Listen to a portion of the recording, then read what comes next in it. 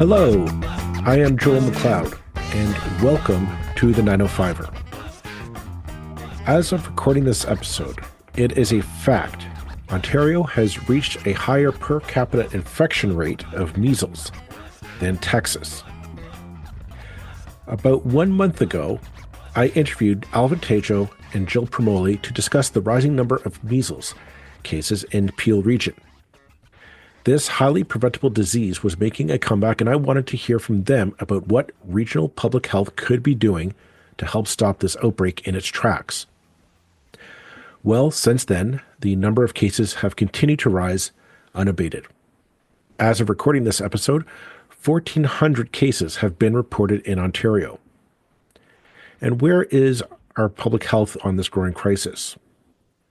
Well, Premier Doug Ford and Minister of Health Silvia Jones refused to do much more than give platitudes, saying there's very little that they can do to get people to take the measles, mumps, and rubella vaccine to prevent the spread. It should be noted as well that in Halton alone, vaccine rates for children right now are as low as 24%. That number isn't very unique for the rest of the province. The consequences of measles can be dire for children, leading to complications throughout life, including blindness, a weakened immune system, and even mental development issues, even death in extreme cases. The thing is, we have been here before. Measles is not new, and the vaccine is not new either. One would think that with a proven track record of success on this front, the Ontario government would be able to step up and tackle this growing health crisis. So why aren't they? To talk about this growing health crisis, I have invited to the podcast Andre Picard, health columnist for the Globe and Mail. Andre is a trusted columnist who keeps his ear to the ground with the latest ongoings of Ontario and Canada's healthcare system. During the COVID-19 pandemic, his column was a trusted source for factual information on the latest developments and reports from health officials. He joins me today to discuss why this time around our public health officials are timid to step up to the microphone and what we need from our leaders to protect us all from this easily preventable disease. My cat Freddie loves to be brushed and cuddled. But stirring up his cat allergens meant sneezing and itchy eyes. Then I found Purina One Live Clear. It's cat food that reduced the major allergen and my suffering in as little as 21 days. Now, we feel closer than ever. If you have issues with cat allergens, you really need to try Purina One Live Clear. Try new Purina One Live Clear today. Purina One, a difference from day one. Okay, well, thank you to Andre Picard from the Globe and Mail, health columnist with the Globe, for coming on today to talk, unfortunately, again, about measles. Rising number of cases in the country and in Ontario. Andre, thank you very much for taking the time to come on today. Yes, a pleasure. Okay, so before we came on, I did a quick search in terms of what the rising case numbers are. And here in Ontario, last recorded number, I think about 5 days ago, I saw was about 1,400 measles cases. A sizable increase since the last time I talked about this on the podcast. As somebody who kind of keeps an eye on this, can you tell me just how did it get this bad of measles, which is a very preventable disease? How do we let this get this bad in Canada of all countries? Yeah, it's a good question. We do know measles is essentially the easiest spread disease on Earth. It spreads very, very easily. So you just need a couple of cases and you just need that spark and a fire starts pretty quickly. So we're in this situation now where it's the worst we've seen in 30 years in Ontario. We have about 200 cases a week, new cases, up to 1,440. And it's not going to slow down anytime soon from what we can tell. There doesn't seem to be a really determined effort to stop it in any way. So it's going to get worse, and the fear is that we know it's fairly in a particularly community, in the Mennonite community largely, but it's starting to trickle out into the more general population, and that becomes even more difficult to rein it in. This is happening. It's kind of the elephant in the room, and let's just talk about it while we're right off the bat. This is only happening a few years out of the COVID pandemic. And one would think we'd have learned all these lessons on how to tackle a problem like this, communicability, vaccination policies, programs, etc. Why aren't the lessons that we learned from this global pandemic being put into place here to just nip this thing in the butt right now and stop it from spreading? Well, we did learn lessons from COVID, but actually COVID also changed the reality. It changed the political and social environment. It's not a coincidence that this is spreading in a community that was really angry about COVID. So they were very angry about their churches being shut down. They've become more distanced from public health. This is not an anti-vaccine community. The Mennonites are not anti-vaccine by any stretch of the imagination, but they're angry. And lots of people are angry because of COVID, and we haven't dealt with that. We have to deal with that. A lot of people suffered. A lot of people don't understand why they suffered. Why did you close my church? That it's fundamental to people's lives. And it's going to take a long time to rebuild that trust. The expression is you can lose trust in a second, and it takes many, many years to rebuild it. That's the situation we're in. And that, in many ways, is what's disturbing, because we're seeing this across the country and around the world, actually, where people are pushing away. They know that vaccines work. These are not anti-vaccine people. They know vaccines work, but they don't like public health, and they don't like the government, what they did to them. And this is kind of their response. So it's very complicated, actually.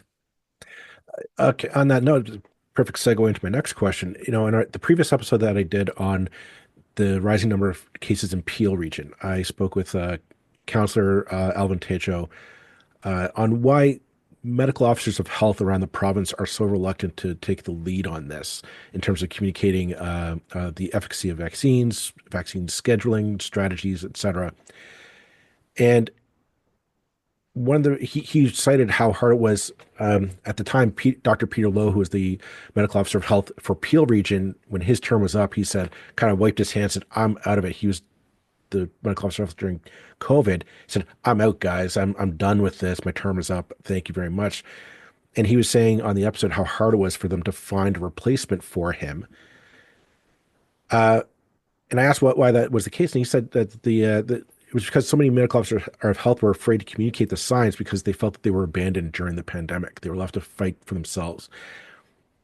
Is there truth to this and what you found? Is this like, do we kind of leave our medical professionals to fend for themselves against mistruth and conspiracy theorists and whatnot, and just kind of abandon them when kind of they needed us at the most? Yeah, absolutely. This is one of the jobs that you don't want these days, is working in public health. You get a lot of hate. You're underfunded. You're underappreciated. People live with death threats every day. They're attacked. Their families are attacked. This is difficult work, and we're not giving them the support they need. But it's also, it's invaluable work. So we have to figure out a way of getting public health back into our daily lives. We have to get over our COVID anger in some way. And again, it's not going to be easy. But, you have people like Dr. Kiernan Moore was saying, I noticed this the other day, he said he was criticized by people like me to saying, you're not doing enough. You're not speaking out. And his response was very interesting. He said, we're sensitive to the fear we've created. And I thought, well, that's interesting, but that's not a reason to recoil. I think you should be doing the opposite. You have to reach out. If people are fearful of you, you have to go out and say, listen, public health isn't the bad guy. We're keeping your food safe. We're keeping your kids safe. We're keeping you safe. And vaccination is a tiny part of it, but it's an important part. So I think we have to support them more. And like, to me, that's the primary goal, or primary role, I should say, of a public health official, is not so much the frontline medical work. It's really is a communication role of identifying things like this. We're seeing rising numbers, cases of preventable diseases. Wash your hands, stay put. Don't have measles parties is another one that seems to get pushed back a lot on. And what I guess my question is, what's the role of public health in if the people in charge of it aren't doing the primary role of educating us you and I, like, I'm not a doctor, I'm not a scientist, I don't know. I trust them to read it and communicate to me, hey, we need to take this preventative action. Where does that leave public health then as an institution for us to rely on? Well, exactly. It leaves them emasculated. You know, the principal tool they have is communication. They have laws, they have the stick, but mostly they have the carrot. They Hmm. have to talk to people. They have to convince them. They have to show them that, you know, yes, we make unpopular decisions, but we do it for the betterment of the community. We do it to protect your children. Those messages aren't getting out.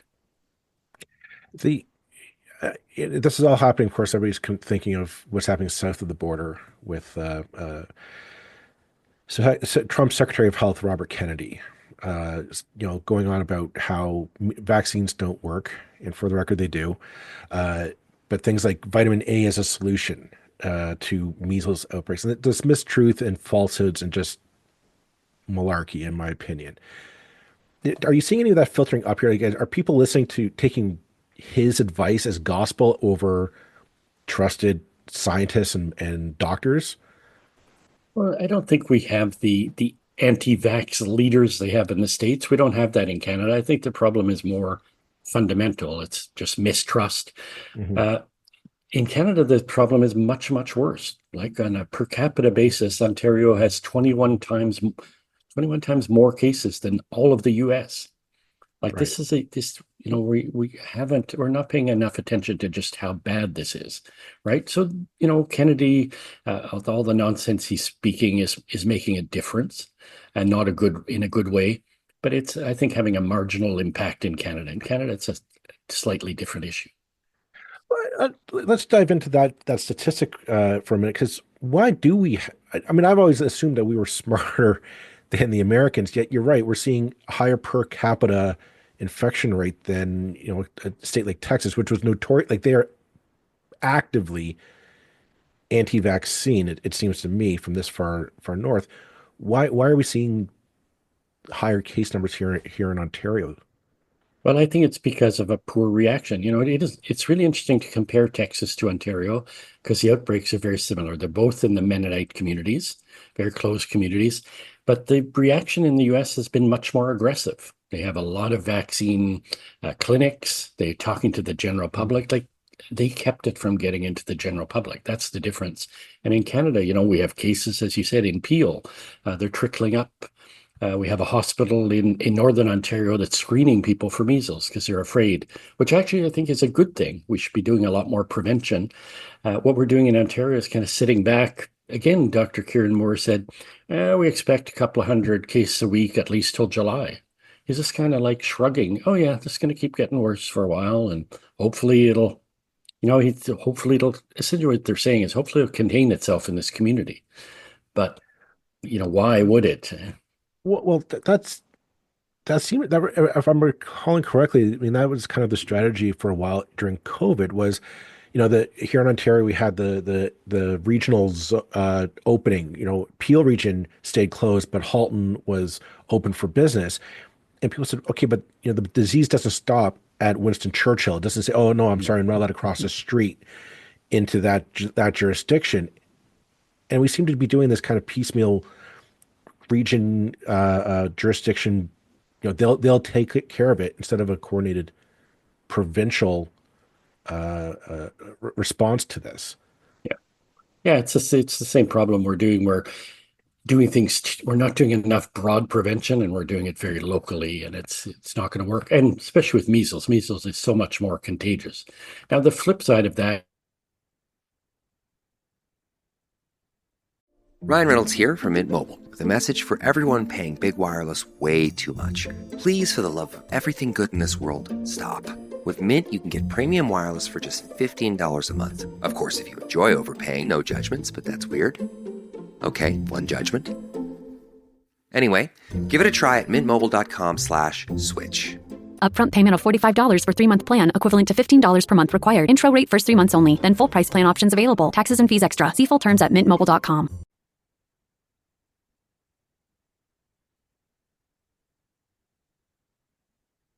Or like make sure nobody's coming in with measles. That's a good way to do it.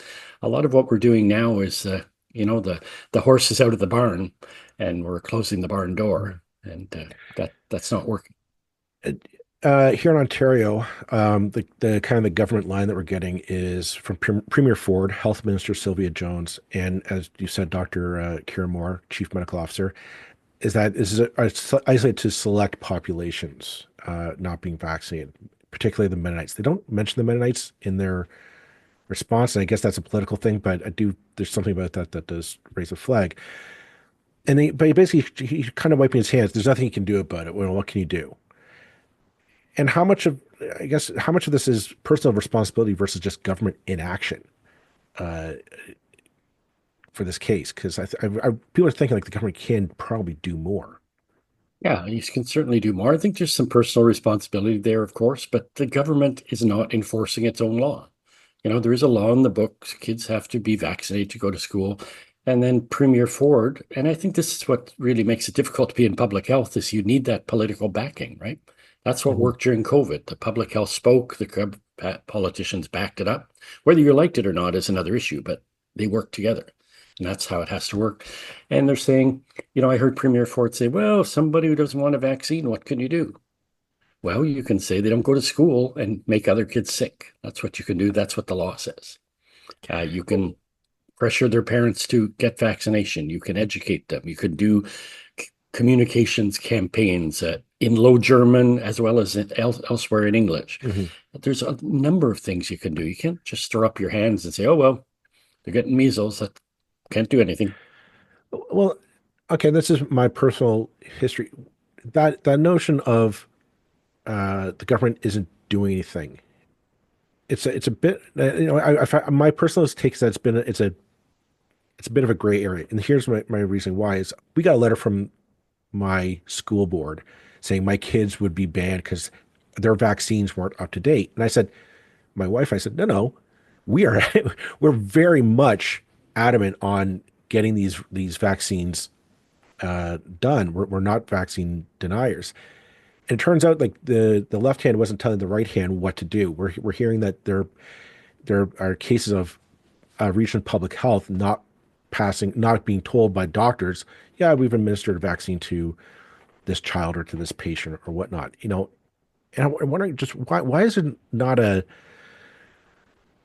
movement by the provinces to say, let's just clear this up. This doesn't even matter if like I need to pressure you to do it. This is just, oh, we just need to tell people, oh yeah, so and so got their vaccines, so and so's is up to date, they're good to go. Yeah, this is some pretty basic stuff. We have terrible medical records in Canada, electronic medical records, and we don't have a vaccine registry. To me, that's something that's really, I've been writing about this for 25 years, the need for a vaccine registry, just so we know who's vaccinated.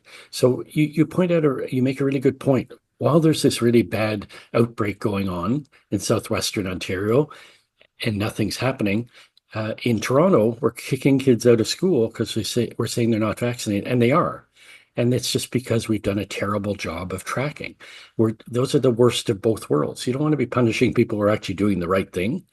Right. And to do it at this time of year during exams, like this is just bad work on the part of governments.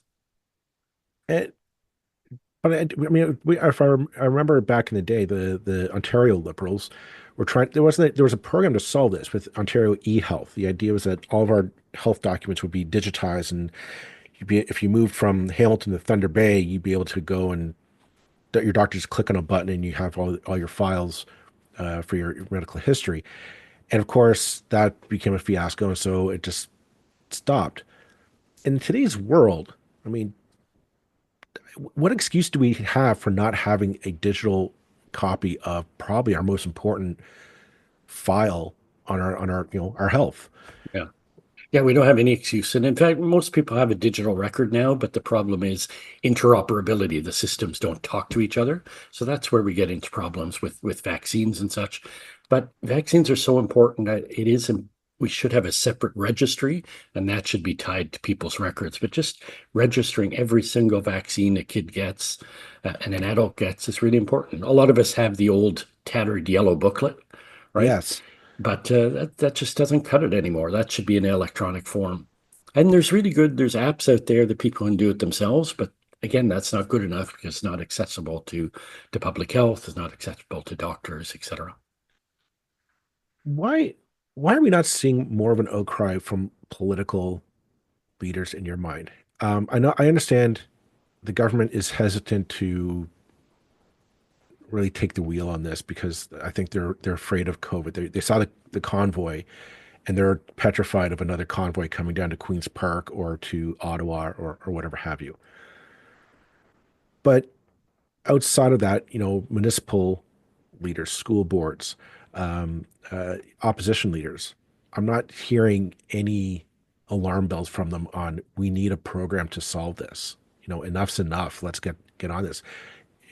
Is everybody just so COVID phobic that we won't touch this one? We'll wait until hopefully this burns itself out and we can move on to the next scandal, crisis, whatever have you. Yeah, I think that's a big part of it. It's kind of kryptonite. Nobody wants to touch this because there's no good that's going to come from it. The vast majority of people be fine. Yeah, I'm happy I'm vaccinated. But those who don't like it are going to be really loud. And they're going to make your life miserable. And other people aren't going to defend you. So you're right. People are just kind of, hands off. But I think being hands off is one thing, but like what Premier Ford said the other day, I thought was really terrible. He was like, "Oh, we can't pin a kid down and jab him with a needle." Like just the Right. language was terrible, the message was terrible. It has to be positive. It said he should have been saying, "Listen, we want every child to be safe in this province, and we plead to parents to get your kid protected. For your sake." Right. I think we should use the language. Always use the language of we have a social contract, right, in society where we do things. Maybe they're an inconvenience to us a little bit, but they're for good for society. And I think the social contract applies especially to children. Nobody should want Mhm. harm to come to children. And if you can do a little thing by getting a vaccine, why not? I think we should really be pushing that. You're part of a society, do your part. Well, on that note, should there be more involvement from the Ministry of Education on this? Because that kind of was the point. The idea was you couldn't attend a publicly funded school without a full vaccination record, um, because it was, again, we learned this during COVID. Schools were kind of like incubators for just disease spread. Polio was a big thing in the 50s, and we thankfully defeated that. Smallpox, etc. But for this time around, school boards, I mean, you mentioned Toronto's one.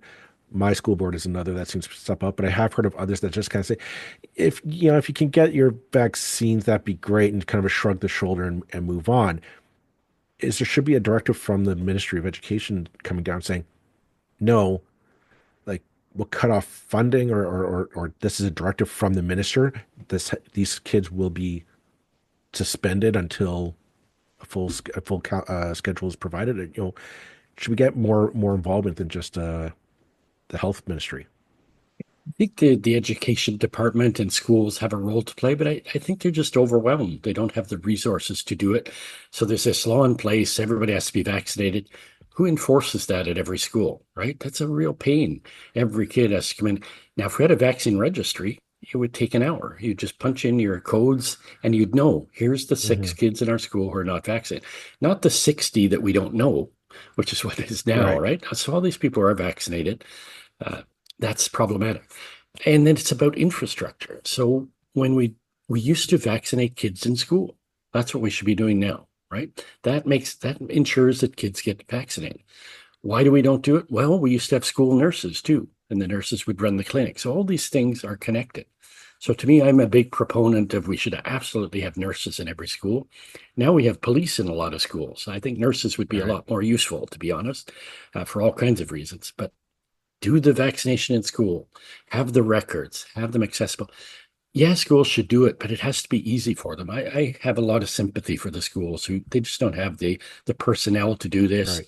and they don't have the wherewithal to have a fight with someone who doesn't want their kid vaccinated. How are they supposed to uphold a provincial law? You're the principal of some elementary school in wherever Brampton. Well, what are you to do, right? Somebody else should be doing this for you. Right. Well, and it was funny. I was talking with my wife about this. We were saying, I remember I had a vaccine when I was in high school, they came in to give us vaccines. At the time, it was for hepatitis and a few other preventative diseases. And it was no big deal. They just, they call you down by alphabetically, last names A through Yeah. G, come down to the gym and you lay down, they give you the needle and you just sit and wait until, make sure there's no adverse side effects. Then, okay, go back to math class or wherever. My understanding is they don't do that anymore. That kind of caught me by surprise because I thought that was just a really easy way to ensure a population got the necessary preventative shots.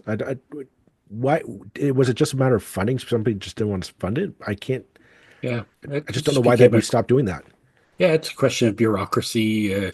Well, that's the health system, therefore we don't put it in the school. But this become even more important because we live in the reality today is 25% people don't have a family doctor, right? So Right, that's another. There's a lot of parents out there who are not anti-vaccine, but they don't have a doctor. They can't get time off work if they do have a doctor.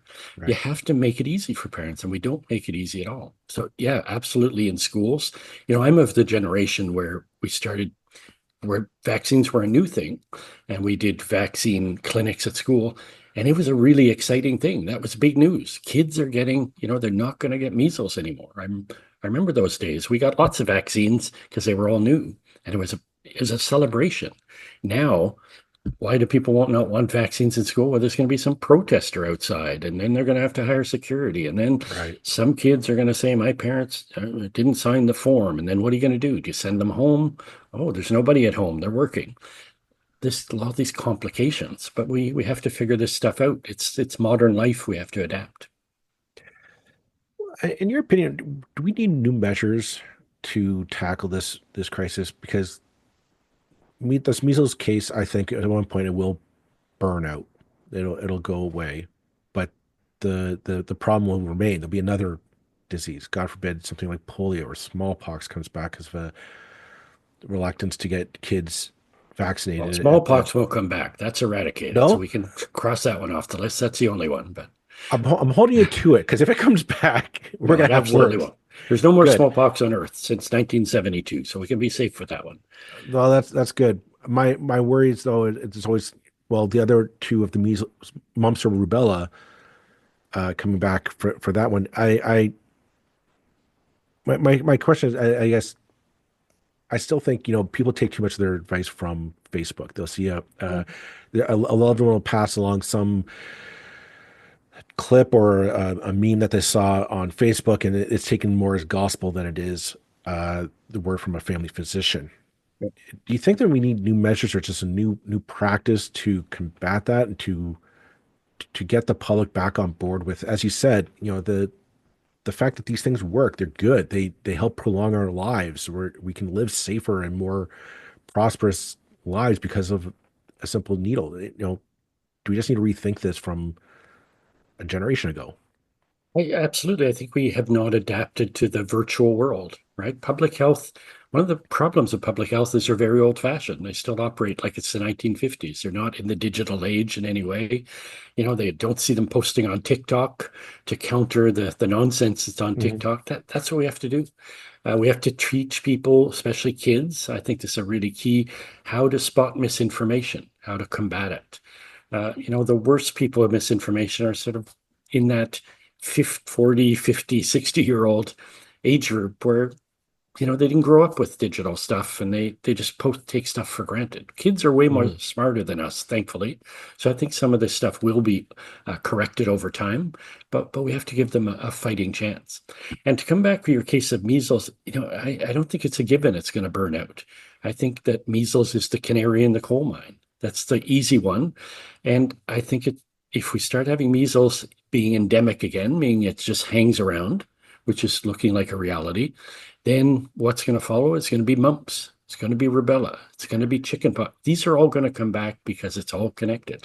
It's really a numbers game, right? When you have a Mhm. certain percentage of people who aren't vaccinated, they're going to get infected. And some people who are vaccinated are going to get infected too, just by the sheer numbers. These are great tools, but they're not infallible. So I foresee this getting much worse if we don't start taking it seriously. Not to, I don't want to just leave this on a down note, but I do think that's worth jumping on. Is just what is the end game here then? I mean, I've never been in a world where measles was a really prevalent disease. So I am having a hard time wrapping my head around what that would look like, because this is far more communicative than COVID was. Nobody liked that.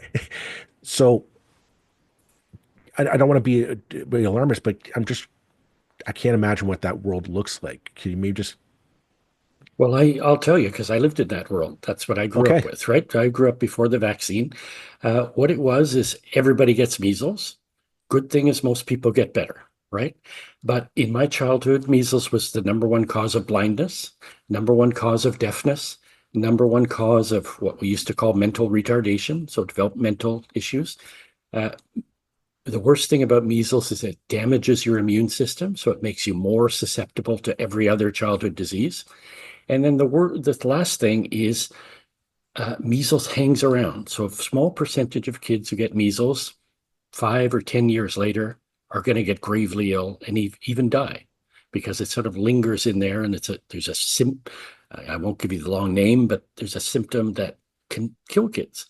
But measles doesn't kill a lot, but it does so much damage to kids' lives, and we've forgotten that. I think the biggest problem today is that vaccines have been so successful that people have never seen these things. You've probably never seen a case of measles or the mumps. I was hospitalized with the mumps when I was a child. That was fairly common. People just don't see this. They take it for granted. And I hope we don't get to the point it's popular again because people see it. I hope it becomes popular because we see the benefits of prevention. You are right. I have never seen measles as a public alarm case like we're seeing now. I remember getting chickenpox when I was little, and that was that childhood illness that you get, your skin itches, and then after a week or so, after the calamine lotion and milk baths, you're over it. But it's that idea of, oh, it's just a childhood illness. You get it and you get over it. And I think you're right. We have just taken it for granted that medical science has kind of eliminated it from our lexicon in terms of our day-to-day lives. Uh, is there, I'm going to throw this question to you as somebody who covers this nationally. Is there anywhere in Canada, or maybe even in the United States, that you've seen report on that is doing this right? That has really, that might be a go-to example for Ontario or other provinces to look to and say that's the model we should be emulating? Well, we've had outbreaks before, right? So I've covered these over the years. There was a big one you may remember at Disneyland in California, 2015. Right, right, So right, right. so there's a big outbreak and it spread to Canada, and it was Disney, so it got a lot of publicity. And then there was one around that time in New York State, which started in the Hasidic Jewish community, also spread to Canada. What happened in both those cases is both those states, California and New York, brought in laws like we have now in Ontario. They made it mandatory. They nipped it in the bud. They did really good advertising, education campaigns. They did clinics in schools. They did outreach to the religious communities that were at the heart of the New York one anyhow. They got the rabbis on board to promote vaccination. Those two states did everything right. They don't have any measles now. Even with the big outbreak in the US, there's no cases in California. There's none in New York. There's the lesson. And the sad thing for me is they were copying Ontario, right? Look at this legislation. This is what we have to do. But they actually enforce the rules as well. That's the difference. So let's use the tools we have and use all of them. Use the law, enforce it, make it easy to get vaccinated, have a vaccine registry, do some education. Make sure that the vast majority of parents vaccinate and believe in vaccination. Make sure their voice is heard. Don't cede the floor to the 1 or 2% of people who, I don't want to call them crazies, but who have extreme views and in many cases are profiting from opposing vaccines. We have to call them out. People like RFK, He's gotten very rich by being anti-vaccine. He's vaccinated himself. His kids are vaccinated, but he has this line because he gets very rich doing it. We have to call this out. You know what? I think that's where we're going to end off this episode. That's a good note to for public. If you are listening to this and you aren't vaccinated, I hope you do take the advice here and go find time. It takes 5 minutes. Go call your doctor or a community care center, Shoppers Drug Mart, even if that's what it takes. But definitely get vaccinated and help protect yourself and your family, folks. Do great for all of us. Thank you very much, Andre Picard from the Globe and Mail, for coming on today. Pleasure to speak with you and to hopefully educate some folks on what they might not know. Thank you very much. Pleasure to chat. Thanks. Hi, it's Ashley and Jess with Wellness Reality Check. We are two health practitioners, moms, and best friends trying to navigate the world of holistic health in a balanced, productive way that brings health to our lives instead of dogmatic extremes. We'll be breaking down health trends, interviewing your favorite health influencers, and always keeping it real. We hope this podcast brings listeners back down to earth, providing a dose of reality in the often idealized world of health and wellness. Wellness Reality Check. Follow the show now on Apple Podcasts, Spotify, or at wellnessrealitycheck.com. I'm Stuart Murray, host of Humans on Rights, the podcast where we dig into the stories that shape our understanding of human rights, one conversation at a time. I sit down with guests who are making a difference, all sharing powerful insights on what it really means to stand up for human dignity, equity, and justice. We cover the issues that matter with honesty, curiosity, and heart. You can listen to Humans on Rights on Apple Podcasts, Spotify, Amazon Music, and online at soundoff.network and humanrightshub.ca.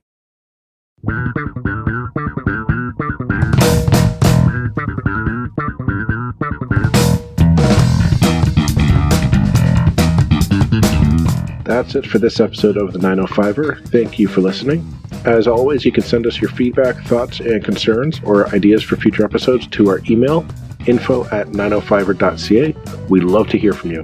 You can help us keep the 905er going by financially supporting us through Patreon as well as PayPal. Visit us at 905er.ca and click on the support tab. As well, links are in the show notes for your convenience. Lastly, you can find us on social media. Search for _905er on Facebook, Twitter, Instagram, and LinkedIn.